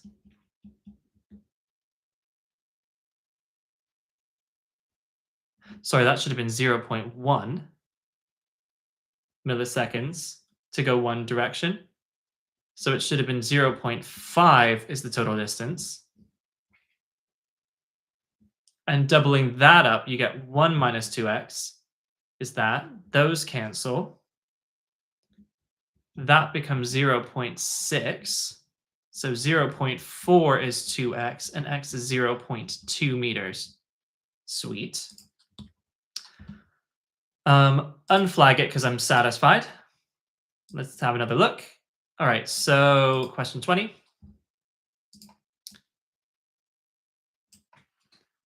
There's a high-speed straight railway, and I do know this question because I got it wrong the other day, and I'm not going to get it wrong today. So, velocity time graph. It gets to 120.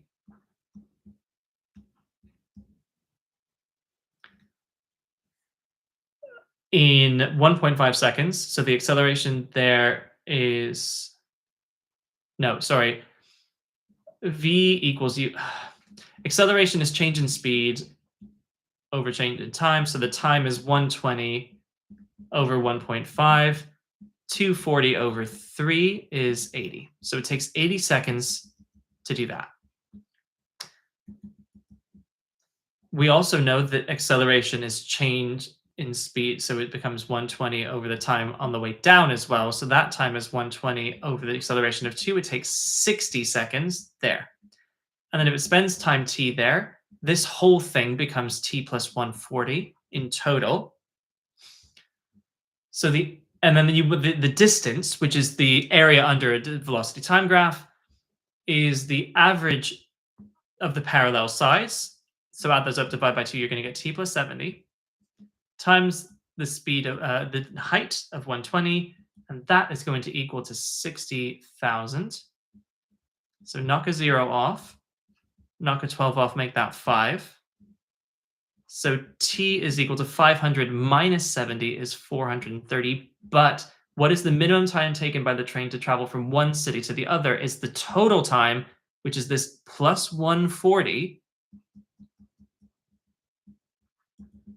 which is 570, which you can't see because my face is blocking it.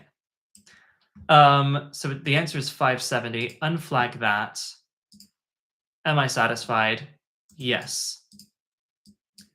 So let's close that. Let's go to the end. Let's press next. Boom, and they were all correct.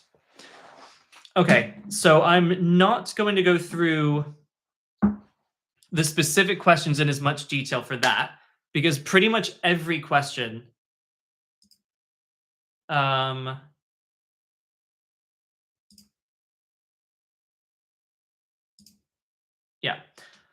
All right, so in fact, what I'm going to do, let's just sort of review. So I know what I'm not going to do is I'm not going to go through all of those questions individually, because unfortunately, pretty much every single question was taken from the 2 papers I did in my last 2 live solves. So if you want the specifics of individual questions, hopefully my live explanation was enough. But if not, just feel free to dip into the previous 2 live streams I did, where you'll be able to see me go through that in detail. And I explain them in a bit more detail if conceptually they don't make sense.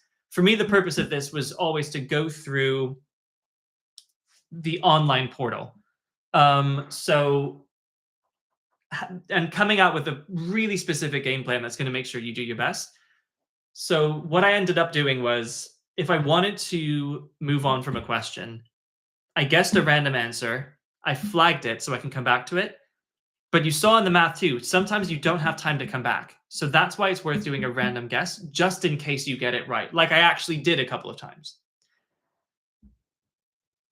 Then, right before the end, before I press submit, before I move on from the final question, that's when I'm going to go back through, do all my flagging, just in case when you move off that final question. I think realistically, it should take you to a review screen without obviously telling you the answers, and you should be fine. But just in case, you might want to recognize you're on the final question, go back through, look for any flagged questions, and you'll see how I used the flagging as well. There was one question where I was quite confident I got it right, but I just sort of fudged the calculation, hadn't really properly done it. And sorry, I got distracted. I was thinking about the fact that I nearly got them all right. In fact, I did get all the answers right, but there was that one question in math 2 where I got the right answer and submitted the wrong thing again, despite the fact I told myself I wouldn't. But you saw me that run much more going through and like going, what is the question? Okay, that is the answer. That is the answer. There it is. Great, check it. Because that way, that was exam technique to reduce my probability of making like an execution, an exam technique error. So what are the other things that happen in that paper? You saw me get a little complacent, which can happen if you feel if it's going well.